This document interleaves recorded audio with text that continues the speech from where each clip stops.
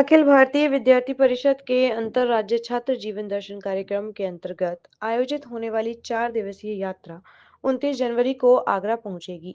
इस यात्रा में पूर्वोत्तर के 7 राज्यों से 30 छात्र छात्राएं भाग ले रहे हैं। आगरा आगमन पर सील यात्रा का भव्य स्वागत किया जाएगा। 30 जनवरी को यह यात्रा सुबह 8 बजे के करीब टूंडला स्टेशन पर पहुंचेगी। जलपान के उपरांत सील यात्रा के सभी प्रतिनिधि ताजमहल भ्रमण के लिए भी जाएंगे। एबीवीपी की यात्रा के माध्यम से पूर्वोत्तर के छात्र हमारे देश की विभिन्न सभ्यताओं और संस्कृतियों के माध्यम से एक दूसरे को समझेंगे।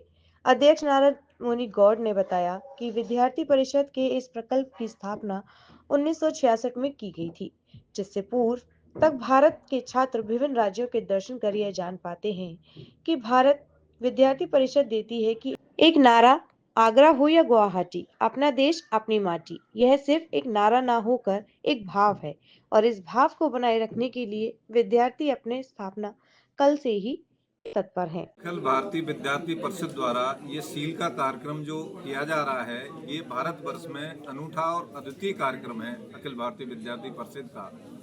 आप लोगों की जानकारी के लिए मैं बताना चाहूँगा कि जितने हमारे पूर्वोत्तरी राज्य हैं, उन राज्यों की जो व्यवस्था है, वहाँ पर जो रहने वाले लोगों की, उन्हें इस तरह से गाइड किया जाता है कि आप भारत से अलग हैं। वो थोड़ा सा मैं ये संज्ञान में लाना चाहूँगा, आज से 10 वर्ष पूर्व जो है हमारी सरकार, इस सरकार के पूर्व जो सरकारें रहीं, उन्होंने उसकी कनेक्टिविटी जो है भारत के साथ उस तरह से नहीं होने दी जो वर्तमान में है। अभी आप देखेंगे तो वहाँ के बहुत सारे पहुँच मार्ग बन चुके हैं, जिसकी वजह से वो लोग कहीं भी आ जा पा रहे हैं।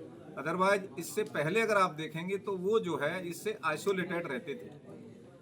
अभी हमारे फिर भी बहुत सारे क्षेत्र जो है जो पूर्वोत्तरी राज्यों के हैं, जो है जिसे नॉर्थ ईस्ट कहते हैं हम लोग, जो है उसका बहुत सारा हिस्सा ऐसा कटा हुआ है। वहाँ के जो बच्चे हैं वो लोग सिवाय घर और घर से बाहर अपना जो है भोजन की जो व्यवस्था है वो और स्कूल, इसके अदर देन उसको बहुत सारी जानकारियाँ नहीं होती हैं।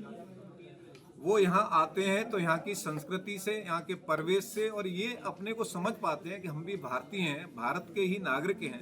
ये एक बहुत बड़ा कार्यक्रम अखिल भारतीय विद्यार्थी परिषद द्वारा उन्हें ये परिचय करा देना कि आप भी भारतीय हैं और भारत के एक अंग हैं, ये बहुत ही विशेष कार्य है। इसके लिए मैं भारतीय विद्यार्थी परिषद की जितनी प्रशंसा करूँ उतना कम है। तो ये कार्यक्रम के तहत हमारे जो 30 विद्यार्थी आगरा को आवंटित हुए, 30 विद्यार्थी आएंगे, उनको ये लोग टूंडला में पहले स्वागत करेंगे। टूंडला से वहाँ से लाने के बाद एक जो है बीच में जो है एक रेस्टोरेंट में उनको जो है स्वल्प आहार दिया जाएगा। उसके पश्चात उनको विभिन्न जगहों पर भ्रमण कराया जाएगा।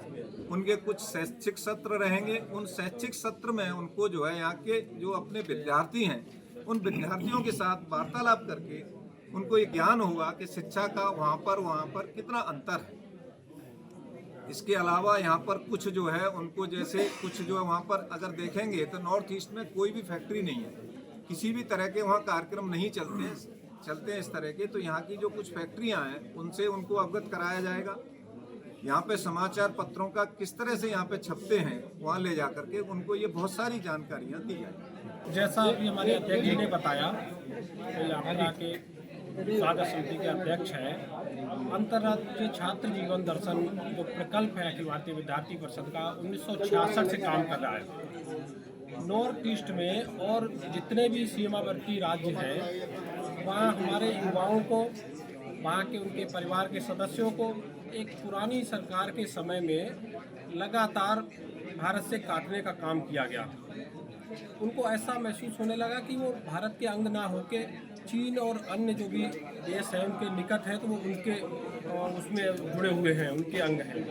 तो उनको लगातार ये ठीक करने के लिए जब उस समय ऐसा महसूस हुआ, तो विद्यार्थी परिषद ने एक प्रकल्प बनाया, जिसके माध्यम से वहाँ से लाके जो एक इस समय लमसम रहता है पूरे देश में, वहाँ से बच्चे आते हैं सील के माध्यम से, यहाँ परिवारों में रोके जाते हैं, ताकि वो परिवारों की यहाँ की सभ्यता और संस्कृति देखते हैं और वो समझते हैं। तो उन्हें लगता है कि हम भी इन्हीं के जैसे, हमारी और उनकी बहुत ज़्यादा संस्कृति सभ्यता में बहुत अंतर नहीं है, लेकिन उनको ऐसा महसूस कराया गया कि जैसे हम लोग उनको अलग मानते हैं, हमारा खान पान अलग है, हमारा रहन सहन अलग है, लेकिन किसी भी जगह का खान पान और रहन सहन वहाँ की परिवेश के अनुसार होता है। वायुमंडल कैसा है, वहाँ का नेचर कैसा है, तो हमसे उनका कुछ भी अलग नहीं है, वो हमारे जैसा ही सोचते हैं, हमारे जैसा ही सब कर रहे हैं। लेकिन ऐसा बना दिया गया है जैसे वो उनको एक आतंकवादी की भारत में रहना नहीं चाहते, झगड़ रहे हैं, लगातार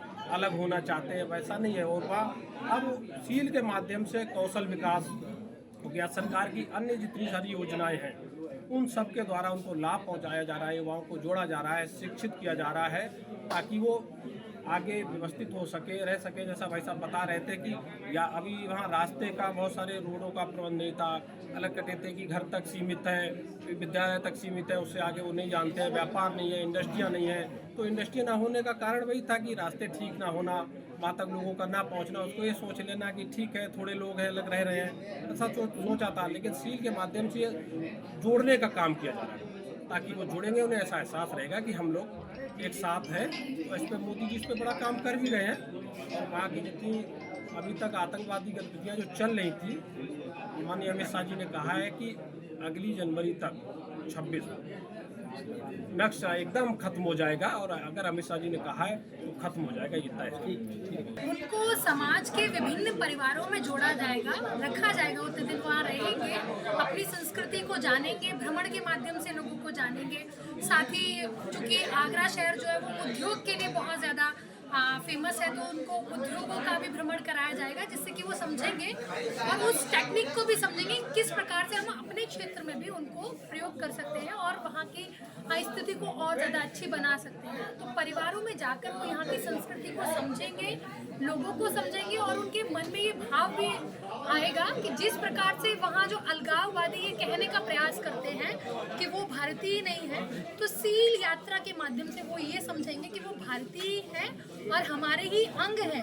और भाषा और भेष अलग हो जाने से ऐसा संभव नहीं है कि हमारी संस्कृति अलग है, हम सभी समान हैं। और विद्यार्थी परिषद सदैव राष्ट्रवादिता को आगे बढ़ाती है, तो विद्यार्थी परिषद ने राष्ट्रीयता की भावना को आगे बढ़ाने के लिए कार्य किया।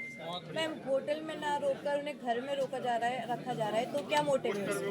उसका मोटिव यही है कि हमारी संस्कृति को जाने। जहां अलगाववादी ये कहते हैं कि अरे वो आपको यहाँ ले आकर पता नहीं आपके विचारों को परिवर्तित करने का प्रयास करेंगे जबरन, तो उनका ये है कि यहाँ की संस्कृति को समझें कि हम सभी समान हैं। हम आपको समाज के प्रति या आपके वेशभूषा के तौर पर आपको अपने देश से विभिन्न नहीं समझते, हम सभी एक देश के वासी हैं, हम समान नागरिक हैं।